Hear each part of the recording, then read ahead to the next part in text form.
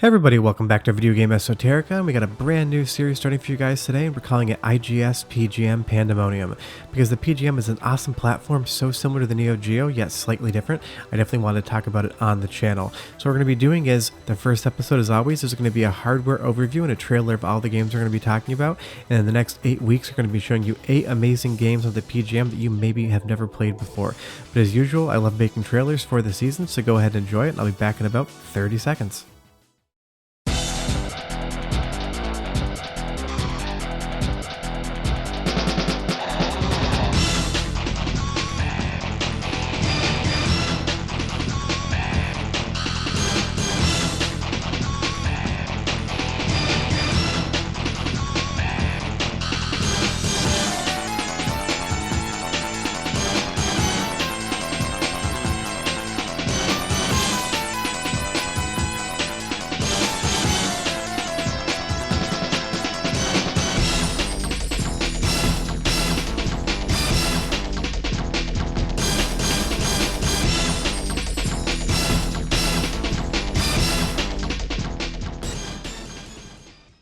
So I hope you guys enjoyed the trailer. I always enjoy making them, but getting right into the PGM, before we talk about the board, do me a huge favor, go down below, hit like, subscribe, and that notification bell definitely helps us out.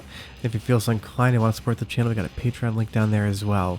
But if you've ever seen a single slot Neo Geo MVS board, the PGM is basically identical. It's your standard JAMA system, and you'll see that the cartridge slot is set at a 90-degree angle. But if you take a look at the bottom of the board, there's absolutely nothing there except some pins that have been soldered in, and that JAMA edge, as well as some stickers just giving you some serial numbers. So it's honestly a very compact and simple board, but because it was made later than the Neo Geo and still uses a lot of similar parts, you can understand that IGS was trying to make this affordable while also being impressive. But taking a look at the overall chipset, we have that Motorola 68000 on board, but as opposed to being a rectangular chip, it's actually comprised into more of a big body square chip. It's just a little bit of a difference. And on the sound side, we're going to have a Zilog Z80 CPU paired with a Wavefront chip, giving it wave audio. It's a little bit more impressive than the Neo Geo spec as far as audio is concerned, but they are very similar. And around the board, you're going to see some custom chips that are just marked PGM. These are actually stock components that are basically just rebranded as IGS components. And you'll see over here we do have a kick harness because this does allow for 3 to 4 player gameplay, and it does have a custom connector, but it is marked and you still can get this part, which is quite nice. Unlike some boards, a lot of things are going to be done on the dip switches. Now you can get into the test menu, but the dips are going to be your friends. If I remember, I'll leave a link in the description below as to what all of those dip switches do for you, because you don't want to turn the wrong one on during gameplay. You will see here the only board that PGM ever made for this has a 90-degree cart slot. So you want to be slightly careful when you are putting the carts in. And this is a strong connector, but of course you're stressing the solder point. So this is a weak point in the board that you just need to be slightly careful of. But I would say that the PGM is a quite elegant laid out board. It's compact, it's everything it needs to be. So honestly, if you do need to repair this, it isn't too bad. But on the left hand side of the board, we have the sound section. We've got that Zilog Z80 sound CPU, the Wavefront chip that was on some Turtle Beach sound cards, and the audio amplifier. Do remember that it does have a potentiometer for volume, so if you're not getting volume out of your PGM, turn this up, or you may need to clean it, because I have seen some instances where people think the sound stopped working and it's just turned down. On the right hand side of the board, we have all of the code execution portion. We got that Motorola 68000 on board. Then we have a lot of different ROM chips that are going to control how the system works.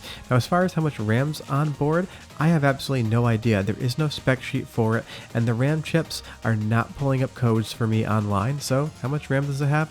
We really don't know. There are a few capacitors on there. They are of a good brand, so I don't think you'll have to worry about those swelling and going bad anytime soon. This is a battery-backed board, and this switch right here will allow you to erase the NVRAM, which is just going to hold settings and high scores. So if you want to redo your high scores, just flip it, and we have a simple test menu button on the front as well. But what I love about the PGM are the games, because they are as impressive as the Neo Geo, AES, and MVS games are, and they're actually slightly bigger as far as the case is concerned compared to an AES, but these look absolutely incredible on the shelf. Now granted, if you were buying these games as an arcade vendor, you were not getting this case and art. This is aftermarket stuff that the fan community has done, but I love these gigantic games on my shelf and I can't get enough of them. All that spine art, all the labeling. And cartridge wise, if you've seen an AES cartridge or an MVS cartridge, you're going to recognize this almost immediately.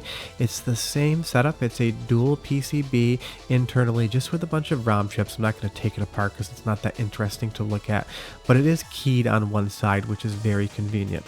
But it's wild to think that the shock box for MVS games or for PGM games is even bigger than the Neo Geo AES box. You would think that's the largest configuration you can get, and you would be wrong.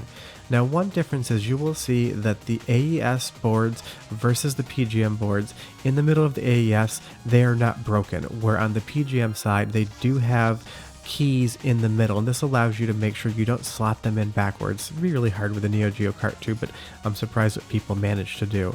And the plastics are also keyed, so you cannot put this cartridge in upside down. But I will say, depending on the age of these boards and how well they've been taken care of, sometimes lining the cart slot up with this plastic shell can be quite difficult. And if you have, jumbled graphics or it's not launching, you may want to actually remove the plastic guide from the board itself. It's quite simple. You just pull up, it's a press fit shell, and you want to put the cartridge directly into the connector if you're having connection issues. Now, I will warn you, this does slightly stress that connection out, so just put something underneath the cartridge that's non-conductive. I use a little piece of anti-static foam and it works perfect for me. But considering this is compared so often to the Neo Geo, we have to take a look at the specs. They both use that 68,000 processor, but the PGM's running it at 20 MHz, where the Neo Geo runs it at 12, and the Zilog Z80 is running it over twice the speed for that sound CPU compared to the Neo Geo. So there definitely is a spec bump there. Interestingly, the Neo Geo just uses the Yamaha YM2610, where the PGM has the ICS wavefront chip, so it is a higher caliber of audio. And one other benefit to the PGM is the resolution is bumped to 448 by 224 versus the Neo Geo's 320 by 224. It's hard to tell by the eye, but the reality of these systems is they are damn near the same hardware across both, and that's why the PGM gets compared to the Neo Geo so often. But the great part is the PGM isn't really well understood, and a lot of the games people don't know about. And in the next 8 weeks, I'm going to be talking about 8 of my favorite PGM games, because there's a ton to love here from a collection standpoint. It's a fun platform to get into because many of the games are quite cheap, and you can pick up a PGM board for seriously under $25. I paid 20 bucks shipped for the board you see in front of me when I got it, and I'm doing it specifically just for this series. I decided, hey, why don't I buy something new and show it to you guys? But in the next 8 weeks, we'll have 8 episodes on the PGM. We're going to be doing shmups, we're going to be doing fighting games, we're going to be doing beat 'em ups, all those classic arcade genres. If you have any questions or comments, leave them down below. Love chatting with you guys. Have you played the PGM before, or is this new to you too? And like I mentioned earlier, do me a huge favor, go down below, hit like, subscribe, and that notification bell definitely helps us out. Otherwise, you got 8 weeks of PGM pandemonium coming your way, and trust me, these 8 games are absolutely incredible, and I'm guessing you've probably not heard of at least half of them. Otherwise, we'll see you guys next time. Bye-bye.